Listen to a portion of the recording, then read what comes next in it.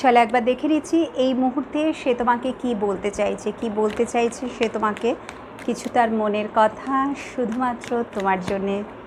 Yes, king of pentacles, সে এটাই বলতে চাইছে আমি তো যতই তুমি আমার জন্য অপেক্ষা করো আর যতই বলো না কেন, যতই আমাকে চেস করো না কেন, এই মুহূর্তে নট পসিবল।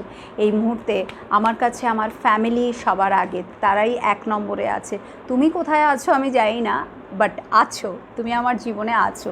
আমি তোমাকে ভালোবাসি, আমি তোমাকে ভালোবাসাটা দিতে চাই। যেরমভাবে তুমি আমার জন্যে কেয়ার করো, আমিও কিন্তু তোমার জন্যে কেয়ার করি। যেরমটা করে তুমি আমার হয়ে রয়েছো, আমিও তোমার হয়ে রয়েছি।